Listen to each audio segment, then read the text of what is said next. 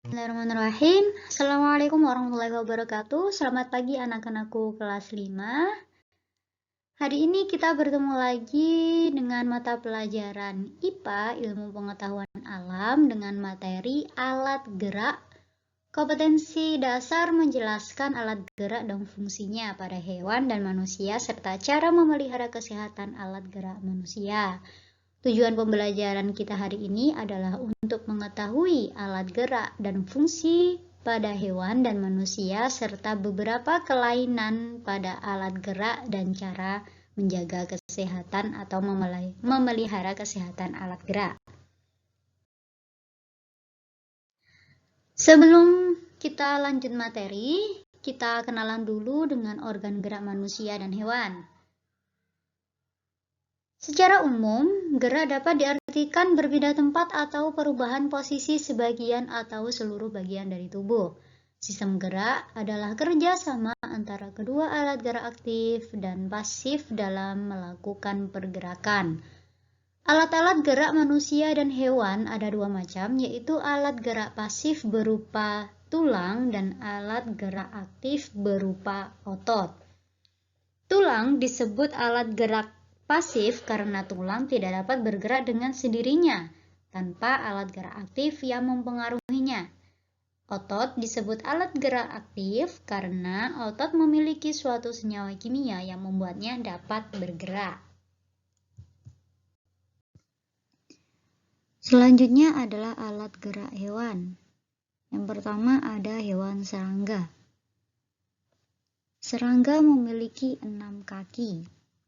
Beberapa jenis serangga dapat terbang menggunakan sayap, contohnya kupu-kupu dan capung. Beberapa serangga menggunakan kaki untuk berjalan dan melompat. Contoh serangga yang berjalan menggunakan kaki adalah semut dan kecoa. Sedangkan contoh serangga yang dapat melompat adalah belalang. Beberapa serangga air dapat berenang menggunakan kaki dan berjalan di atas air. Nah, baik, sekarang perhatikan gambar di sebelah kanan kalian. Ini adalah gambar hewan belalang, benar sekali. Nah, sepasang kaki belalang belakang lebih panjang daripada kaki depan dan kaki tengah. Nah, kaki tersebut berfungsi untuk membantu dalam melompat lebih jauh. Nah, kaki yang belakang ini lebih panjang daripada kaki depan dan kaki yang tengah karena kaki yang belakang ini digunakan oleh belalang untuk melompat lebih jauh. Selanjutnya ada hewan ikan. Nah, ikan hidup di air dan bernafas dengan insang.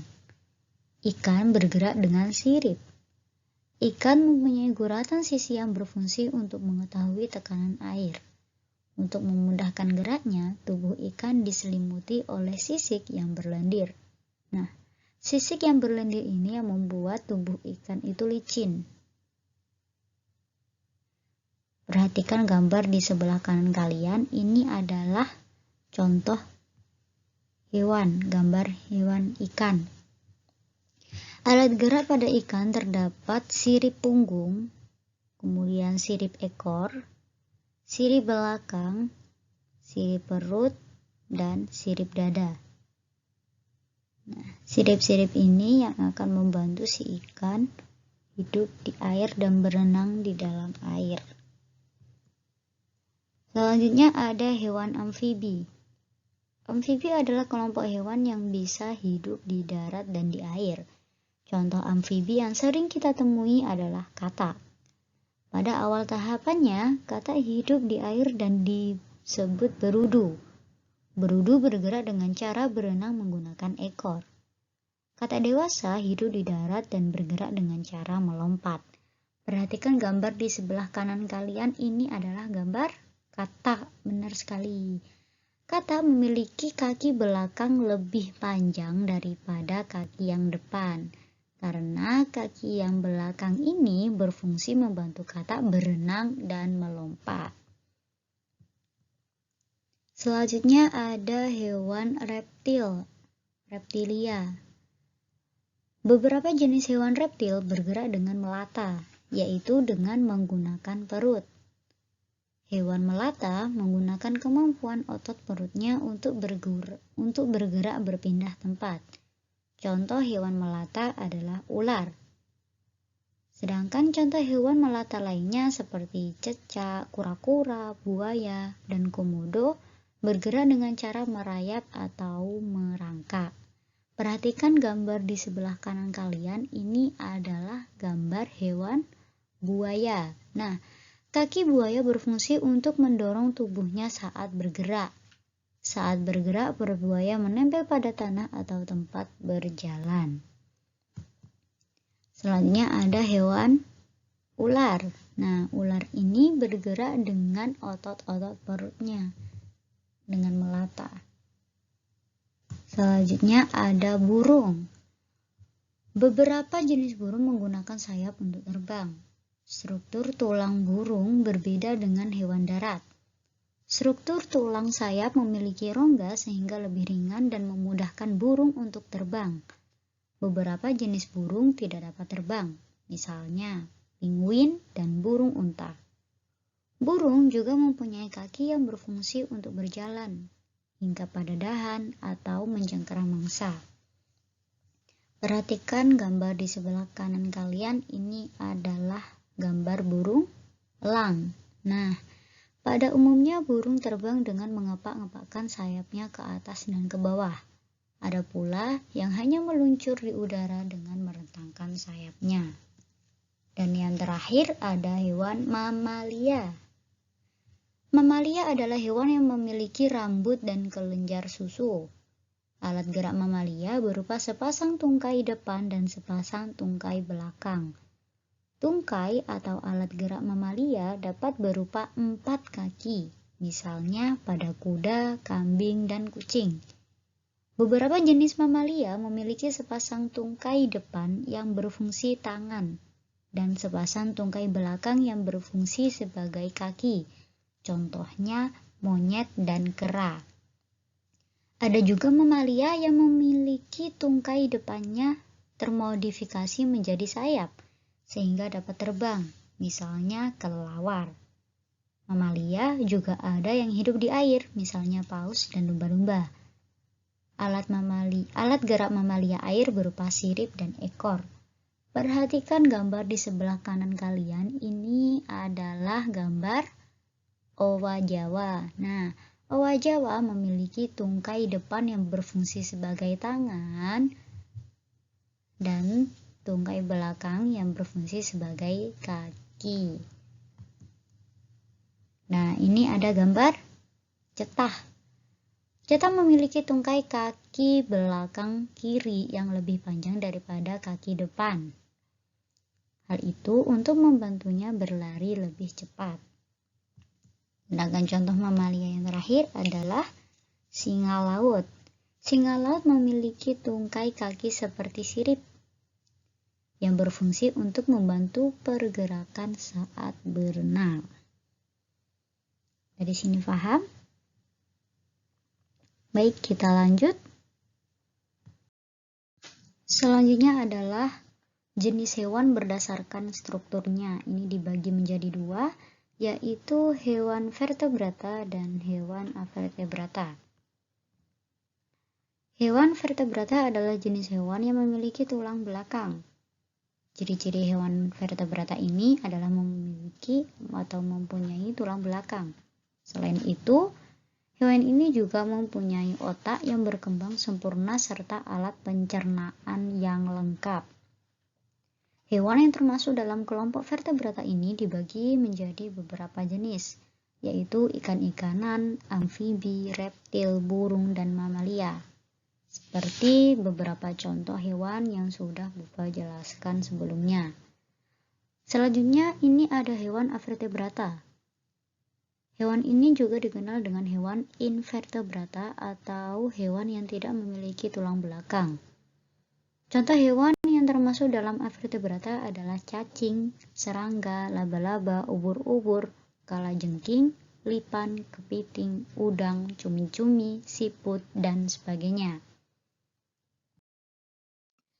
Selanjutnya kita menuju ke alat gerak manusia. Nah, alat gerak manusia ini dibagi menjadi dua. Yang pertama ada pasif dan yang kedua ada aktif.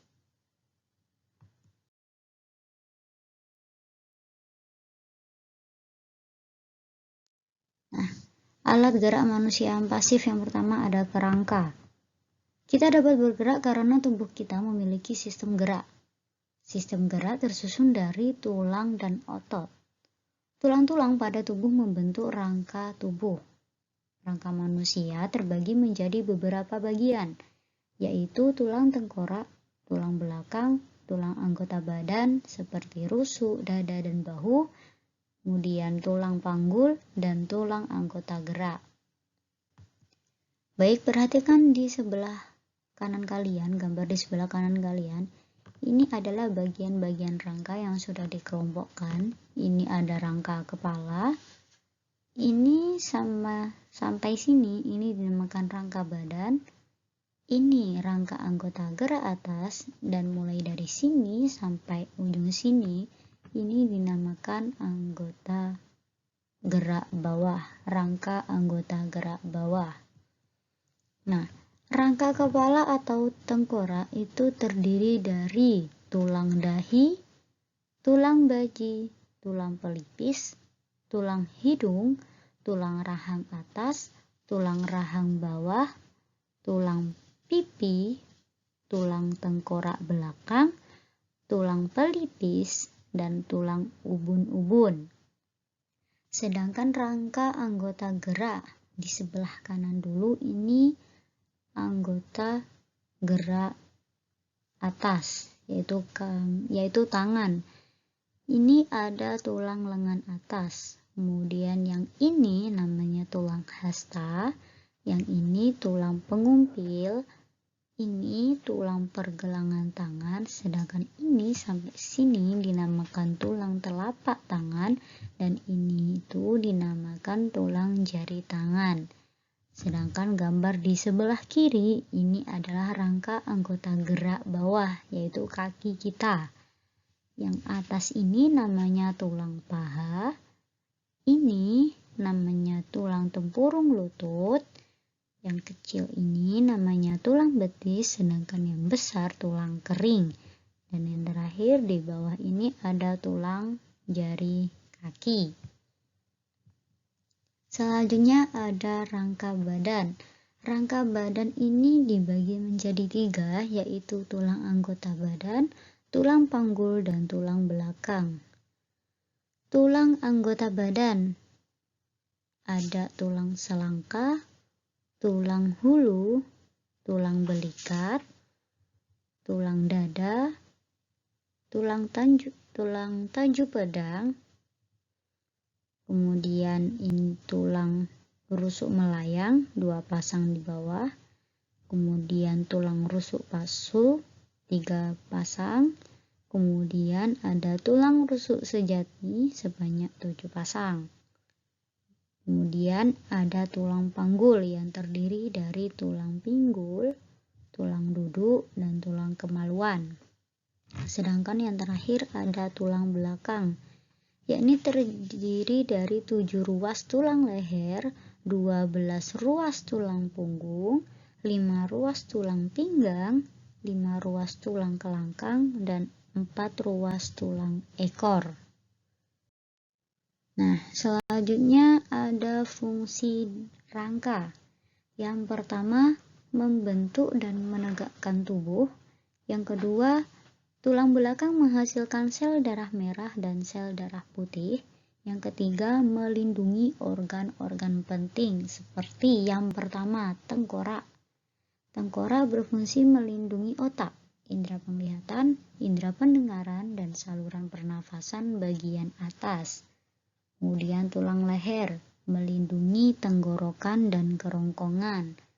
Kemudian ada tulang belakang, yaitu melindungi syaraf dan sumsum tulang belakang. Tulang dada dan tulang rusuk melindungi paru-paru, sebagian alat pernafasan, dan jantung. Sedangkan tulang panggul melindungi alat pencernaan dan alat reproduksi.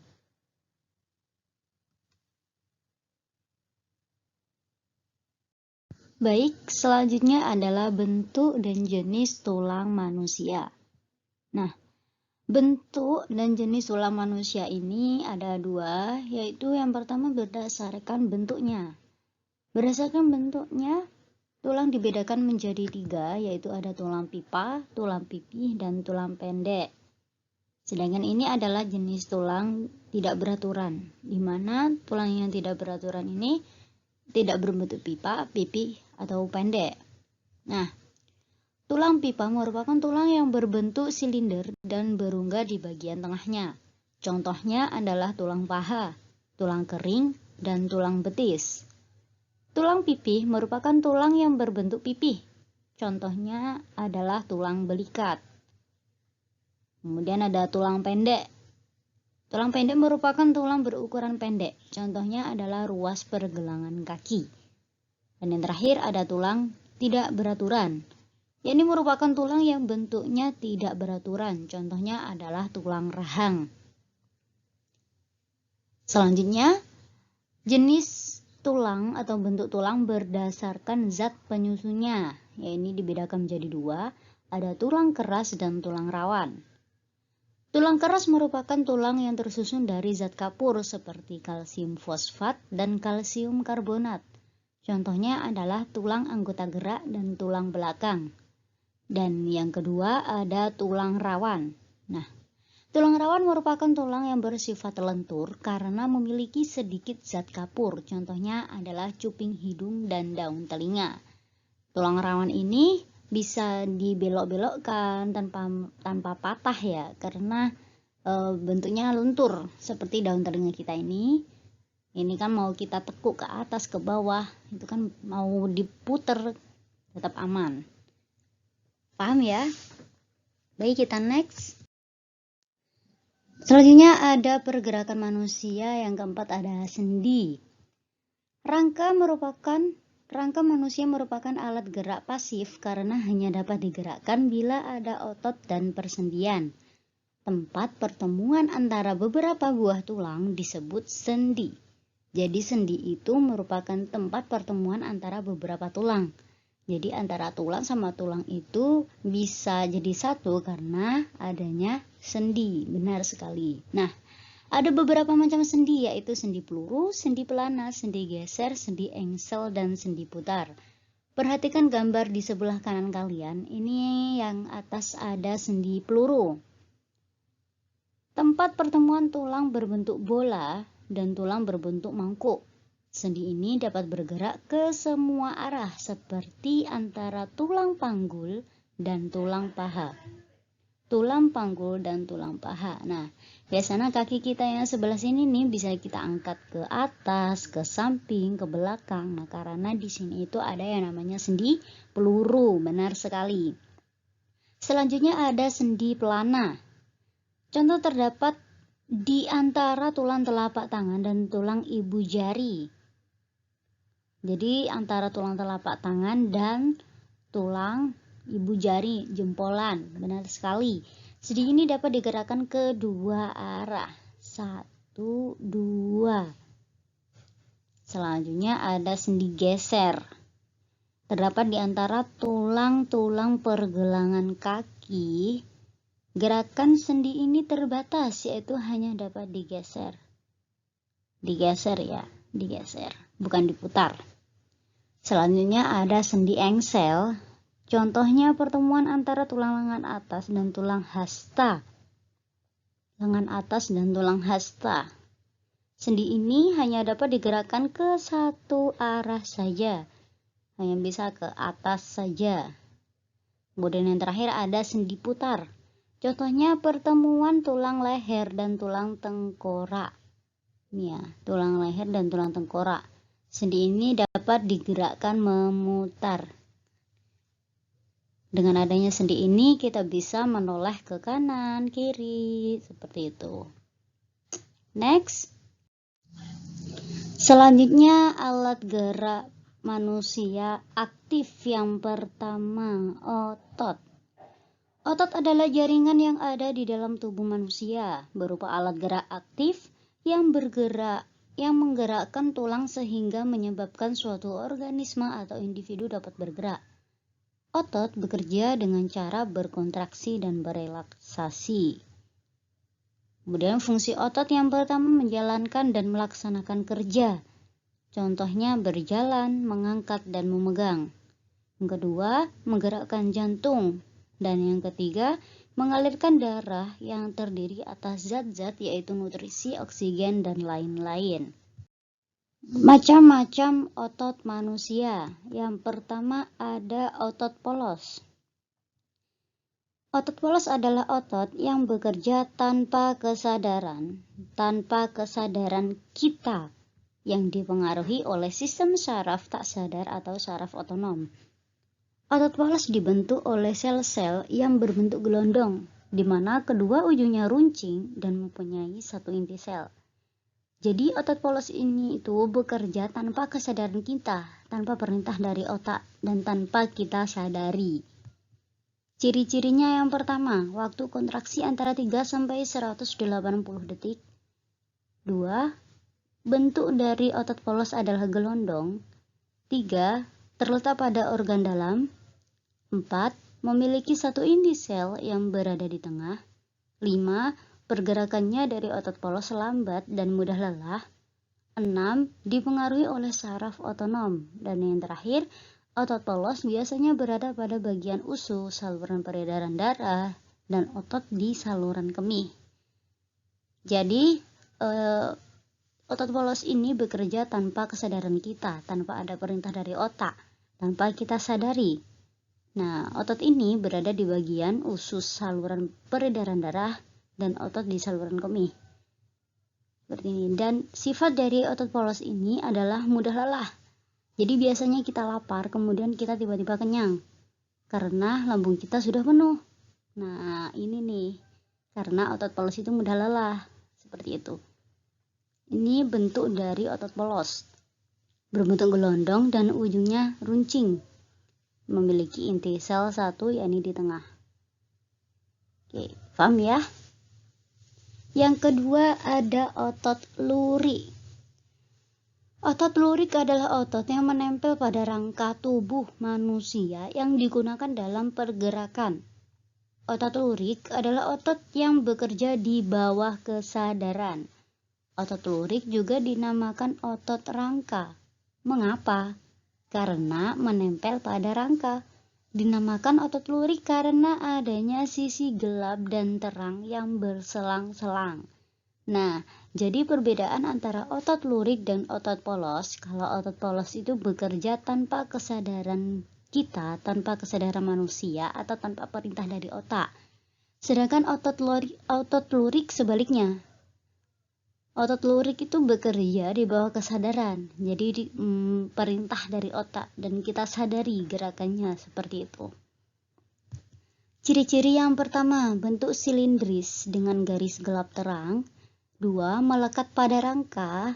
3. Bekerja secara sadar dengan perintah otak. 4. Cepat dan mudah lelah. 5. Bentuk yang panjang dan memiliki banyak inti sel atau multisel. 6. Mempunyai pigmen mioglobin, dan yang terakhir inti sel yang berada di tepi. Perhatikan gambar di sebelah kanan kalian. Ini adalah otot lurik. Dia menempel di rangka. Nah, ini yang membuat rangka kita, tubuh kita bisa bergerak. Karena otot lurik itu juga berfungsi menggerakkan menggerakkan tulang-tulang kita. Seperti itu. Dan sifatnya itu cepat, tapi mudah lelah. Biasanya kita mengangkat beban-beban, habis itu kita lelah kan, capek. Karena sifat otot lurik itu juga mudah lelah, seperti itu. Ini adalah bentuk otot lurik, berbentuk silindris dengan garis gelap terang. Ini ada garis gelap terang, kemudian banyak memiliki inti sel atau nama lain multisel. Next. Dan yang terakhir ini ada otot jantung. Otot jantung adalah otot yang bekerja secara terus-menerus tanpa istirahat atau berhenti. Jelas. Jika otot jantung berhenti, maka jantung kita juga berhenti berdetak, yang artinya kita sudah tidak ada di bumi ini. Otot jantung merupakan perpaduan antara otot lurik dan otot polos, karena adanya persamaan yang ada pada otot jantung. Misalnya, memiliki sisi gelap terang dan inti sel berada di tengah. Otot jantung berfungsi dalam memompa darah ke seluruh tubuh. Otot jantung bekerja di bawah kesadaran manusia. Saraf yang mempengaruhi otot jantung adalah saraf simpatik dan parasimpatik. Jadi otot jantung jelas bekerja tanpa kesadaran manusia atau tanpa kesadaran dari otak. Dan bekerja secara terus-menerus tanpa berhenti. Bahaya jika berhenti otot jantung ya. Ciri-ciri yang pertama, otot jantung berbentuk silindris. 2. Memiliki percabangan. 3. Otot jantung terletak pada jantung. 4. Memiliki satu inti sel yang berada di tengah. 5. Bekerja tanpa kesadaran manusia. 6. Bekerja terus-menerus dan tidak membutuhkan istirahat. Jika jantung berhenti berdetak, maka kita sudah tidak ada di dunia. Benar sekali. Perhatikan gambar di sebelah kanan kalian. Ini adalah bentuk dari otot jantung. Bentuknya silindris dan bercabang, memiliki cabang. Inti selnya di tengah. Oke, paham ya? Next. Selanjutnya kita beralih ke kelainan, yakni macam-macam kelainan pada organ gerak pasif atau tulang. Yang pertama ada fraktur atau patah tulang. Kelainan pada tulang akibat kecelakaan baik kendaraan bermotor atau jatuh. Yang kedua ada fisura atau retak tulang. Kelainan tulang yang menimbulkan keretakan pada tulang akibat kecelakaan. Perhatikan gambar di sebelah kanan kalian. Yang bagian A ini adalah retak tulang atau dinamakan fisura, hanya retak. Kemudian gambar yang B ini adalah gambar patah tulang atau fraktur. Jadi patah. Nah, sedangkan patah tulang itu dibedakan menjadi dua, ada yang terbuka sama yang tertutup. Kalau yang tertutup ini patah tulangnya berada di dalam. Sedangkan kalau patah tulang yang terbuka ini tulangnya bisa muncul ke atas permukaan kulit kita, menonjol seperti itu. Pernah tahu kan? Nah, itu namanya patah tulang. Kemudian yang ketiga ada osteoporosis, kelainan pada tulang yang disebabkan karena adanya pengeroposan tulang. Perhatikan gambar di sebelah kanan kalian. Jaringan pada gambar A adalah tulang normal.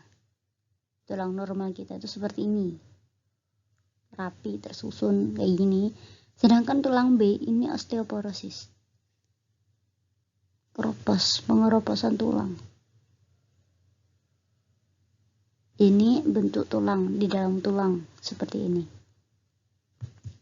Kemudian selanjutnya ada skoliosis, lordosis, dan kifosis. Skoliosis adalah kelainan tulang punggung ke arah samping tubuh, meslek. Kemudian kalau lordosis, kelainan tulang punggung ke arah depan. Jadi bentuknya tulangnya segini, kayak gini. Kemudian ada kifosis. Ini kelainan tulang punggung ke arah belakang tubuh, bungkuk biasanya kita bilangnya seperti itu, membungkuk. Dan yang terakhir ada rakitis. Rakitis adalah kekurangan gizi seperti kalsium, fosfor, dan vitamin D. Akibatnya tulang tidak tumbuh dengan normal. Penyakit rakitis dapat membentuk tulang kaki berbengkok atau bengkok seperti huruf O dan X.